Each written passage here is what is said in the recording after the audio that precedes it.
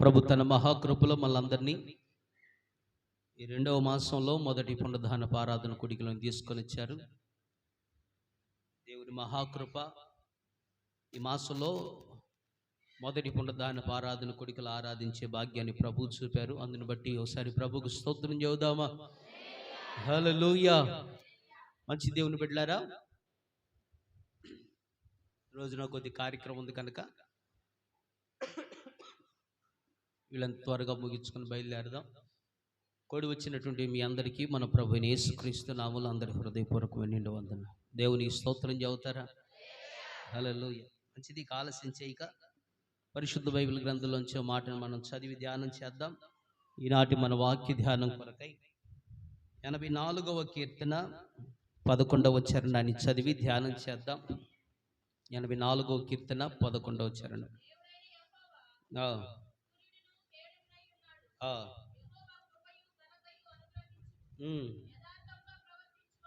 జాగ్రత్తగా ఆలకించండి. యథార్థముగా ప్రవర్తించు వారికి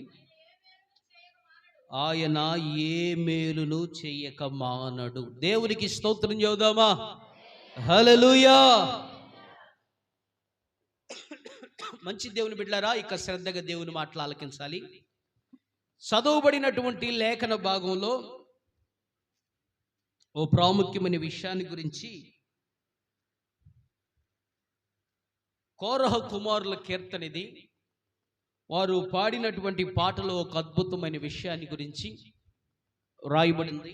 నేను దేవుని సన్నిధిలో ఆలోచిస్తూ ప్రార్థన చేస్తూ ఉన్నాను. ఆయన సన్నిధికి వచ్చేవారు ఎవరైనా సరే ఏదో ఒక మేలుని దేవుడు చెయ్యాలని కోరుకుంటారు. అది సహజం. అంతేనంటారు కాదంటారు? అంతే. ఏదో ఒక మేలును కోరే, ఆరోగ్యం అనే మేలు కావచ్చు, ఆశీర్వాదం అనే మేలు కావచ్చు, బిడ్డల జీవితాల్లో అభివృద్ధి అనే మేలు కావచ్చు, ఏదైనా దేవుని దగ్గర నుంచి ప్రభువా ఈ రెండవ మాసంలో మీ బిడ్డలు ఏదో ఒక మేలును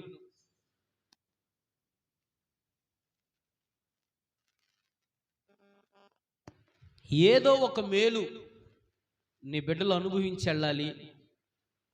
దయచేసి మేలుకరమైన ఏదైనా ఒక వర్తమానాన్ని ఇవ్వమని దేవుని సన్నిధిలో ప్రార్థన చేస్తూ ఉండగా దేవుడిచ్చినటువంటి ఆలోచన మీ ఎదురు తీసుకొని వస్తున్నాను.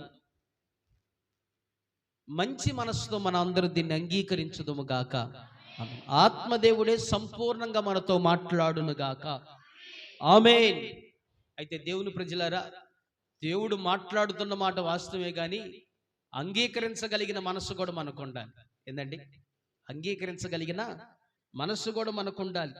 సామెతల గ్రంథం 21వ అధ్యాయం 29వ వచనం కనుక చదివితే, సామెతల పుస్తకం 21:29, భక్తిహీనుడు తన ముఖమును మార్చుకుంటాడు, యథార్థవంతుడు తన ప్రవర్తనను చక్కపరుచుకొనును. దేవునికి స్తోత్రం చెబుతారా? హల్లెలూయా. మీరు గమనించాలి, దేవుని సన్నిధిలో ప్రార్థన చేస్తుండగా దేవుడిచ్చినటువంటి మాట, దేవుడు మేలు చేయగలిగిన దేవుడే. ఆ మేలు ఎవరు అనుభవించగలరంటే, వాక్యంలో రాయబడిన మాట ఏంటంటే, యథార్థవంతులకు దేవుడు మేలు చేయక మానడట. ఏందంటే చెప్పాలి, దేవునికి ఉన్న బలహీనత అది. ఎవరికి చెప్పట్లేదు, మీకే చెబుతున్నా. ఆయనకున్న వీక్నెస్ పాయింట్ అది. ఎవరైనా యథార్థంగా కనపడ్డారా, వాళ్ళకు మేలు చేయకుండా ఉండలేడు. అసలు అడగాల్సిన అక్కర్లేదు. మన యథార్థవంతులమైతే మీ జీవితాలకు అవసరమైన మేలును దేవుడే సిద్ధపరుస్తాడు.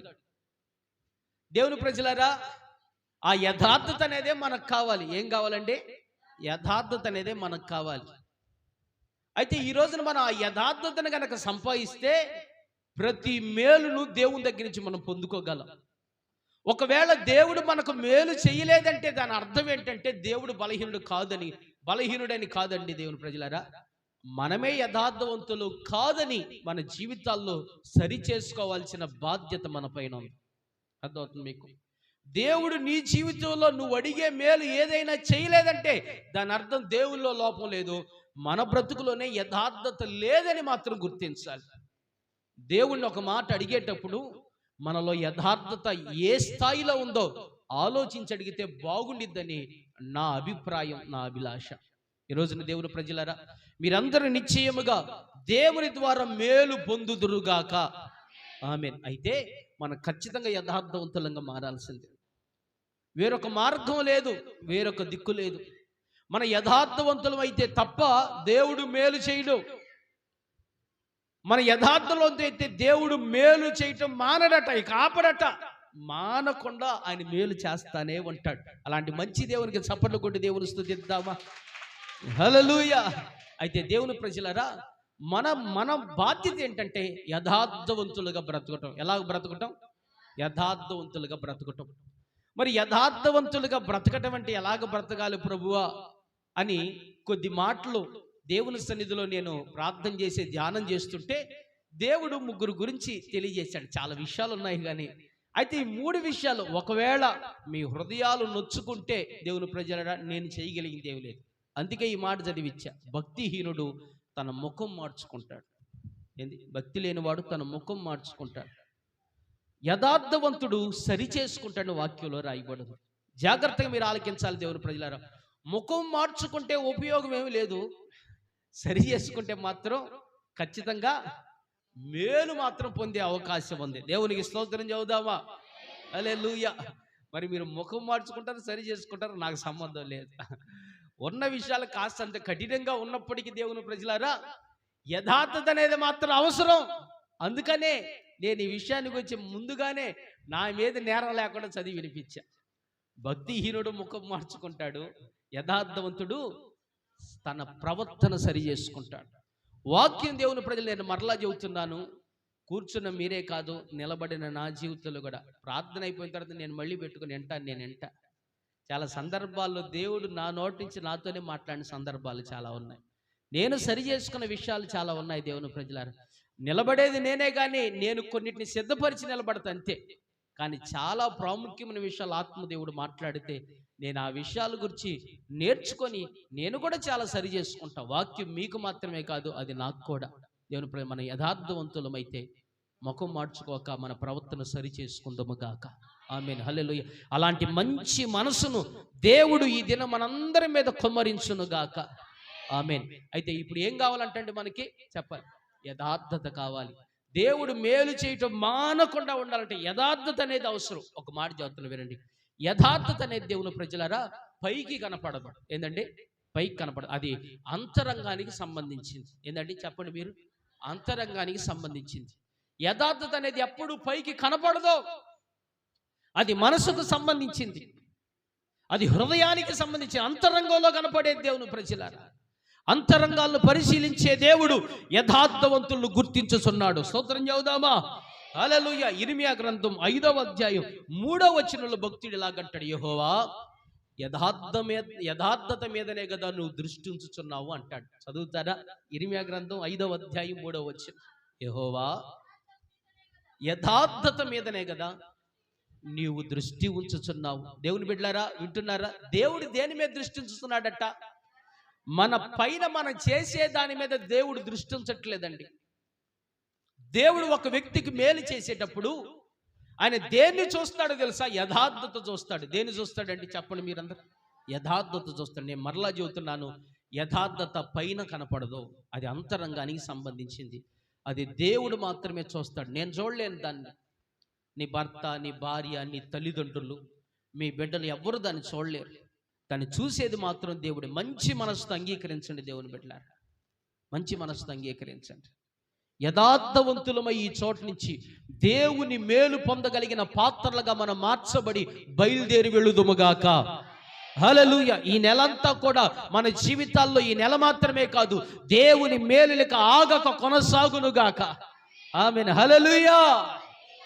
దేవుడు ఈ చోటకు చేరువచ్చిన నీవు జాగ్రత్తగా ఆలకించండి. నువ్వు ఎలాంటి వస్త్రాలు వేసుకున్నావో ఆ పై విషయాన్ని దేవుడు అంతగా పట్టించుకోవట్లేదు. నువ్వు ఎంత గొప్పగా దేవుని పెదవులతో ఆరాధించావో దేవుడు దాన్ని అంతగా పెద్దగా పట్టించుకోవట్లేదు. చివరికి నువ్వు దేవుని మందిరంలో నువ్వు ఎంత కానుకేస్తున్నావో దేవుడు వాటిని మాత్రమే పట్టించుకోవట్లేదు. కానీ వీటన్నిటినీ దేవుని సన్నిధిలో నువ్వు ఎలాగ పాడావు, ఎలాగ స్తుతించావు, నేను ఎలాగ వాక్యం బోధించాను, ఎలాగ మనం అర్పణలు అర్పించాము, వీటిని పైనున్న వాటిని మాత్రమే చూసి దీవించే దేవుడు కాదు. కానీ ఆయన అంతరంగంలోని యథార్థతను బట్టే వీటన్నిటిని పరిగణలోనికి తీసుకుంటాడు. అర్థమవుతుందా? మన పాట కానీ, మన సాక్ష్యం కానీ, దేవుని ప్రజలు నేను చెప్పిన వాక్యం కానీ, మనం ఇచ్చిన కానుకలు కానీ, ఇవన్నీ దేవుడి లెక్కలోకి దేన్ని బట్టి వస్తాయి అని అంటే వాటి విలువను బట్టి కాదు, మన హృదయంలో యథార్థతను బట్టి మనం ఇచ్చిన దానికి, మనం పాడిన దానికి, మనం బోధించిన దానికి విలువ పెరిగిద్దని మరియు మనసులో పెట్టుకోండి దేవుని ప్రజలారా. దేన్ని బట్టి? మన మనసులో ఉన్న యథార్థతను బట్టి ఆ విలువ పెరిగిద్ది. దాని గురించే కదా యేసు ప్రభు 2 కాసులు వేసినటువంటి ఆవుని గురించి దేవుడే సాక్ష్యం ఇచ్చాడు. కారణం ఏంటయ్యానంటే దేవుని ప్రజలు, అది యథార్థతతో కూడినటువంటి విషయం. కాబట్టి మన జీవితాలు నిశ్చయంగా యథార్థవంతులంగా మార్చబడుదుముగాక. ఆమేన్. బైబిల్ గ్రంథంలో 3 యథార్థవంతుల గురించి ఈరోజు నేను మీకు జ్ఞాపకం చేయాలనుకుంటున్నాను. వినుటకు సిద్ధ మనసు ఆత్మదేవుడు మనందరి మీద కుమ్మరించునుగాక. ఆమేన్. మొదటిగా రాజుల మొదటి గ్రంథం 3వ అధ్యాయం 6వ వచనంలో దావీదుని గురించి ఆయన మనసులో యథార్థవంతుడని రాయబడింది. చదువుతారా?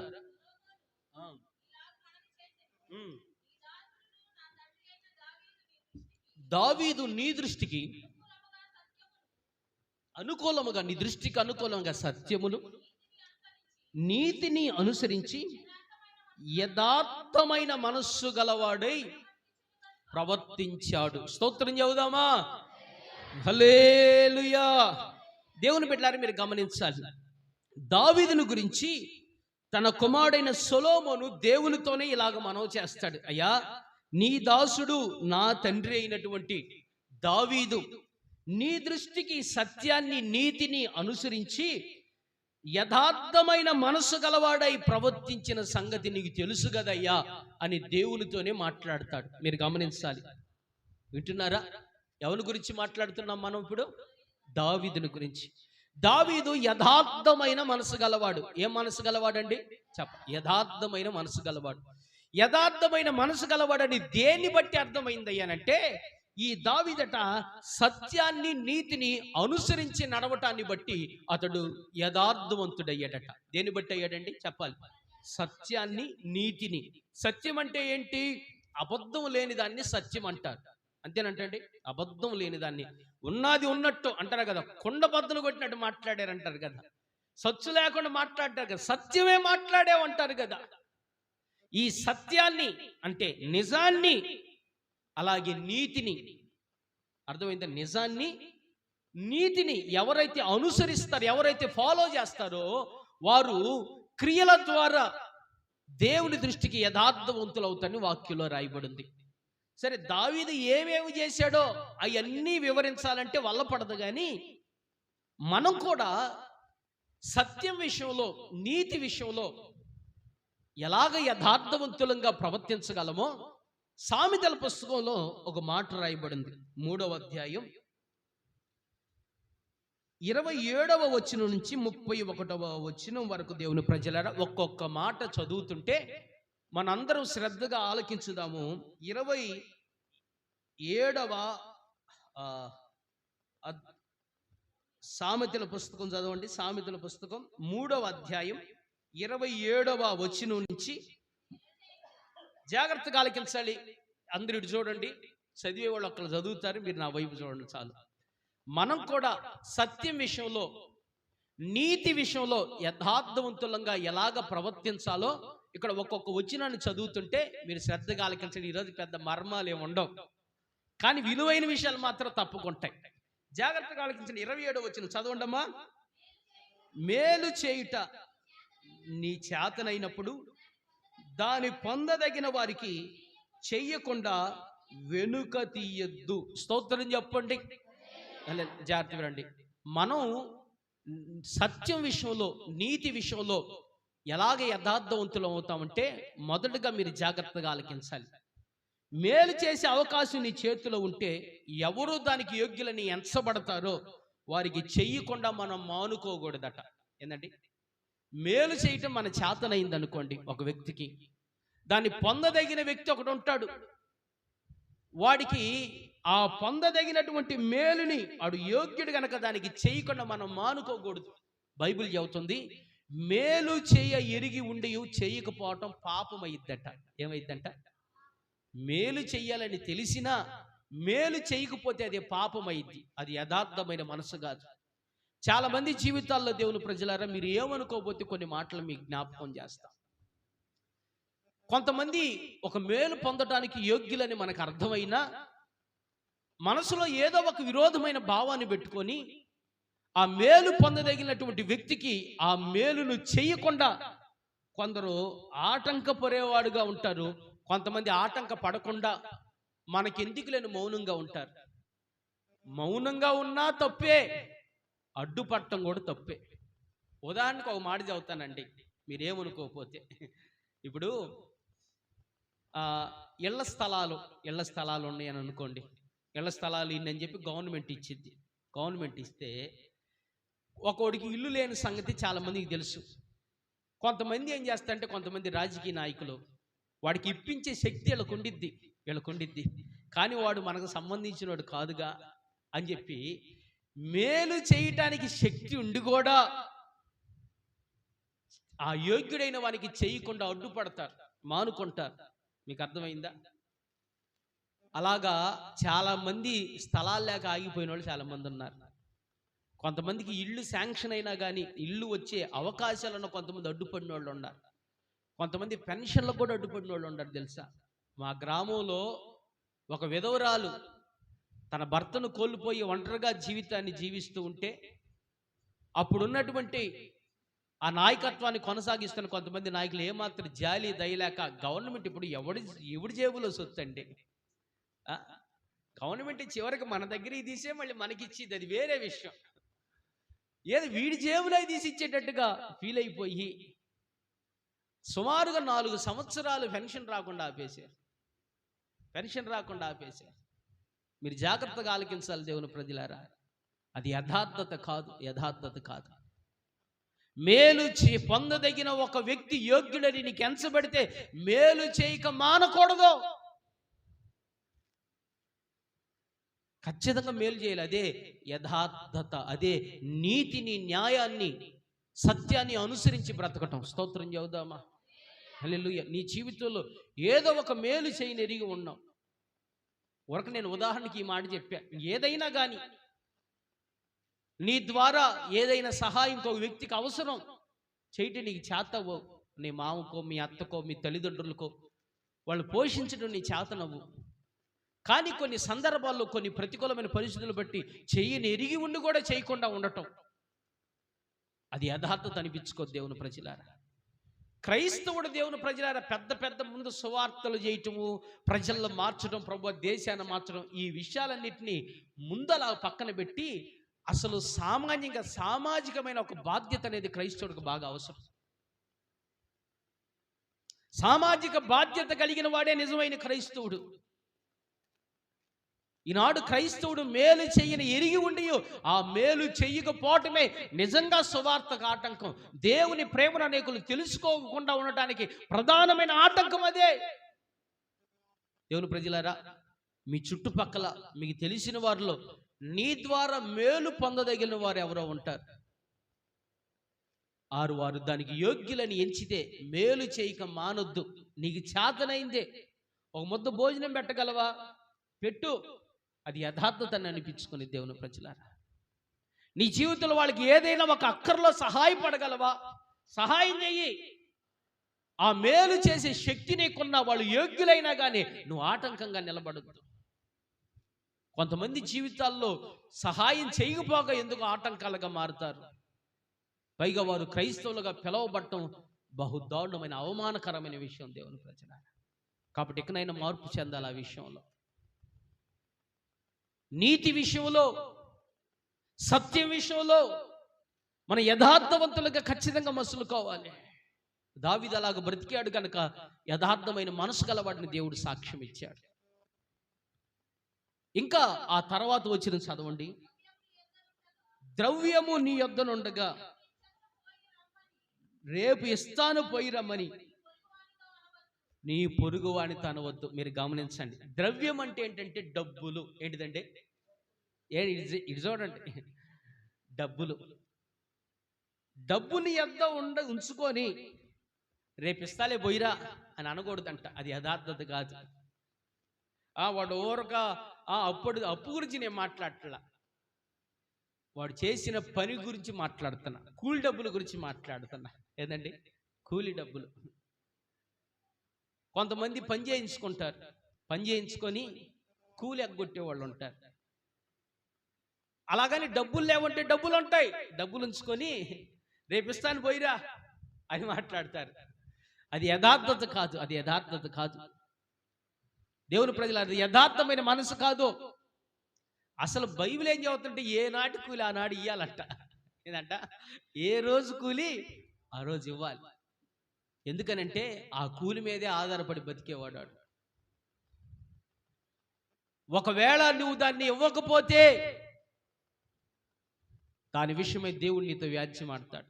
కొంతమంది పని చేసుకొని కూలోళ్ళకి డబ్బులు ఎగ్గొడతాడండి.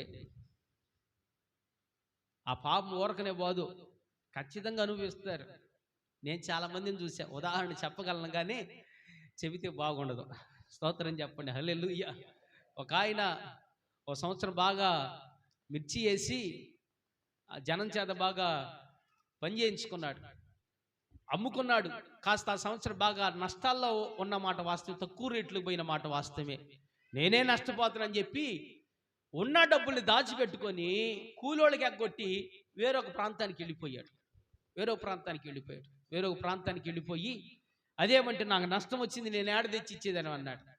పని చేసిన వాళ్ళందరూ మేస్త్రి మీద పడ్డారు. మేస్త్రి ఏం చేసింది? అమ్మా పని చూపించేదానే కానీ నేనేం చేసేదని చెప్పి మాట్లాడింది. ఏది ఏమైనా కానీ వాళ్ళ స్వాప వాళ్ళ ఏడుపు వాడికి తగిలింది. వాడు ఊరు దాటిపోయినా కానీ వాళ్ళ ఏడుపు మాత్రం తగిలింది. దేవుడు చూస్తా మౌనంగా ఊరుకోడు.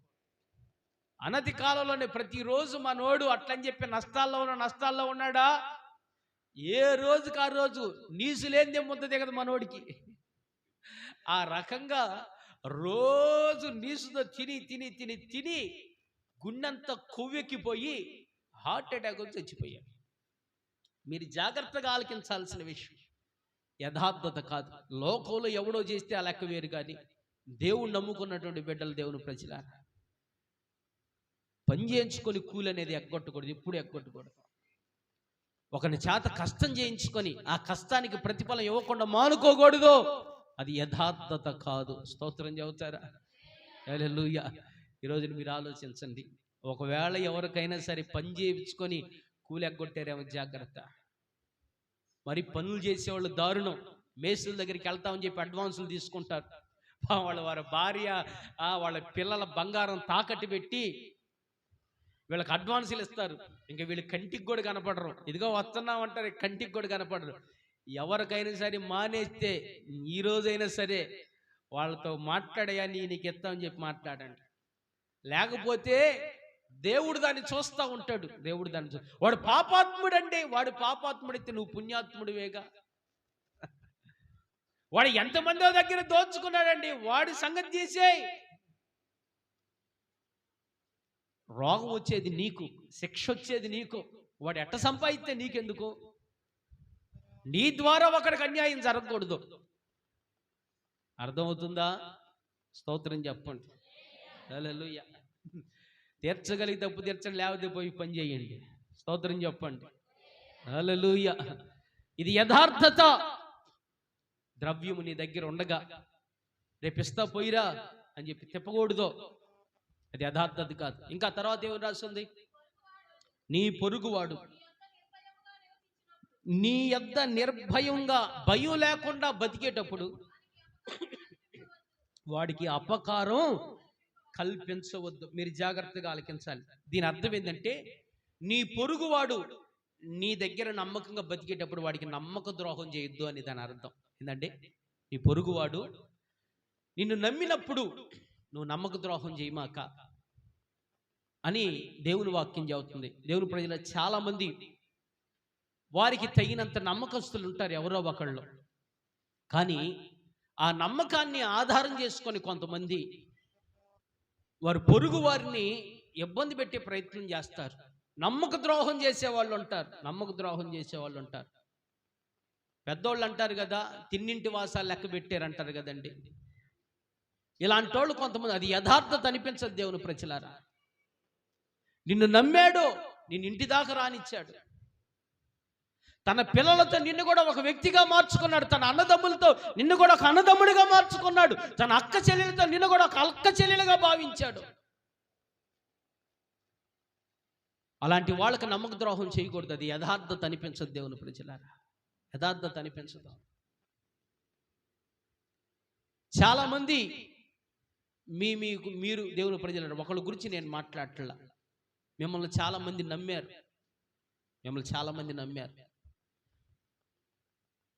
మిమ్మల్ని నమ్మి మీకు ఆతిథ్యం ఇచ్చేవాళ్ళు ఉన్నారు. మిమ్మల్ని ప్రేమించే వాళ్ళు ఉన్నారు. మిమ్మల్ని ఇంటి దాకా పిలిచే వాళ్ళు ఉన్నారు. చాలా సందర్భాల్లో వాడి సొంత వాళ్ళు కూడా కాదని మీకు ఆతిథ్యం ఇచ్చిన సందర్భాలు ఉన్నాయి. అలాంటి తిన్నింటి వాసాలు లెక్క పెట్టకూడదు. నమ్మకంగా ఉండాలి. నీ యొద్ద నిర్భయంగా నివసించేటప్పుడు వాడికి నువ్వు కీడు తలపించవద్దు, కల్పించొద్దు. కొంతమంది నమ్మిచ్చి మోసం చేస్తారు. ఆ నమ్మకం మీద నమ్మిచ్చి గొంతుకు వస్తారట. మామూలు గొంతుకు వచ్చి తెలుసుకుంటారు, నమ్మిచ్చి గొంతుకు వస్తారు. అప్పుడు తెలియదు, అబ్బా ఈడు మనల్ని ఎందుకు అన్యాయం చేస్తాడు, ఈ అక్క మనల్ని ఎందుకు మోసం చేసిద్ది అని చెప్పి అనుకుంటారు. కానీ ఆ నమ్మకం వెనక పెద్ద ద్రోహం ఉండిద్ది. దేవుని ప్రజలారా, అది ప్రాముఖ్యంగా క్రైస్తవులకు అనేది తగదు. క్రైస్తవులకి తగదు. స్తోత్రం చెబుతారా? హల్లెలూయా. నేను చెప్పే మీకేమైనా అర్థమవుతుందా? ఇవన్నీ తర్వాత మీకు యూట్యూబ్లో కూడా ఉంటాయి, తర్వాత వినండి. దేవుని ప్రజలారా, నిన్ను ఎవరైతే నమ్మారో వాళ్ళకి ద్రోహం చేయబాకండి. ప్రత్యేకంగా యవ్వన బిడ్డలు గుర్తుపెట్టుకోండి. మీ తల్లిదండ్రులు మిమ్మల్ని నమ్మారు, వారిని మోసం చేయమాకండి. భార్యలు గుర్తించాలి, భర్తలు గుర్తించాలి. నీ భార్య నీ భర్త నిన్ను నమ్మింది, మోసం చేయకూడదు. నీ యొద్ద నీ పొరుగు వాడు నిర్భయంగా బతుకుతున్నాడు, నువ్వు ఉన్నావని ఒక అండగా ఆధారం చేసుకొని నీ మీద ఆధారపడి ఈ చోట బతుకుతున్నాడు. అడిగేవాడు ఎవడు లేని చెప్పి మోసం చేయమాక. సమస్తాన్ని చూసే దేవుడు ఉన్నాడు. ఖచ్చితంగా ఆయన పరదేశుల పక్షంగా వ్యాజ్యమాడతాడు. స్తోత్రం చెబుదామా? హల్లెలూయా. అది యథార్థత అనిపించుకోదు. తర్వాత, నీకు హాని చెయ్యని వానితో నిర్నిమిత్తముగా జగడమాడవద్దు. అంటే దాని అర్థం ఏంటంటే, నీకేమి హాని చెయ్యని వ్యక్తితో కారణం లేకుండా పోట్లాడొద్దు. ఏంటంటే, నీకు వాడి వల్ల ఏ హాని ఉండదో కానీ కారణం లేకుండా పోట్లాడతారండి. కారణం లేకుండా పోట్లాడతారు. ఇదంతా ఏంటంటే బెదిరించే ప్లాన్ అన్నమాట. వాడి వల్ల నీకు ఏ నష్టం జరగదని తెలుసు, కానీ కారణం లేకుండా పోట్లాడతావు, అజమాయిషి చలాయిస్తావు నువ్వు. వాడిని ఎవడున్నాడు అడిగేవాడు, వాడికి ఈ ఊర్లో ఎవడున్నాడు అని చెప్పి వాడి వల్ల నీకేం కీడు రాకపోయినా కానీ అజమాయిషి చలాయిస్తారు, పోట్లాడతారు, కారణం లేకుండా పోట్లాడతారు. నాకు తెలిసిన ఓ మహాభక్తుడు ఉన్నాడులేండి, అద్భుతమైన ప్రవక్త పాస్టర్ గారు. ఇంట్లో పోయి ఇంట్లో వాళ్ళందరినీ గందరగోళం చేస్తుంటాడు. చిన్నదానికి పెద్దానికి అన్నిటికీ అసలు మనిషికి వచ్చినట్టు వచ్చింది కోపం, తెగ గొడవాడుతాడు.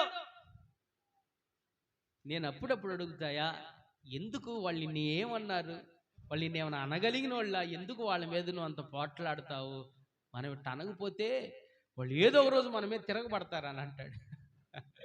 దేవుడు తిరగబడతాడు, జాగ్రత్త. కొంతమంది అనుకుంటారు, భర్తలో మనకు బలం ఉందిగా, తంతే దిక్కే ఉంది, తిడితే ఎవడు కారణం లేకుండా తిడతారండి. నిన్ను తిరిగి ఏమైనా తిట్టగలదా, నిన్ను తిరిగి ఏమైనా కొట్టగలదా? బలహీనరాలని తెలిసి కూడా ఎందుకు అంత హింసించే పరిస్థితులు? నిష్కారణంగా నీకు కీడు చేయదని తెలిసి కూడా అలాంటి వాళ్ళ మీద నిష్కారణంగా పోట్లాడకూడదు. అతని వల్ల నీకు ఏ కీడు జరగదని తెలిసినా కూడా కేవలం నీకు నోరుంది కదని ఎగబడి మాట్లాడకూడదు. అది యథార్థతను అనిపించదు. ముఖ్యంగా దేవుని ప్రజలారా, చర్చికి వచ్చి వీళ్ళు నేర్చుకోవాలి. మొదట ఓ పెద్ద పెద్ద అవసరం లేదు, ముందు ఏమన్నా నేర్చుకోవాలి. అసలు ఇవి కూడా కనబడకపోవడం చాలా దుర్మార్గంగా ఉంది. కారణం లేకుండానే నోరుంది కదని చెప్పి విచ్చలవిడిగా మాట్లాడతారు.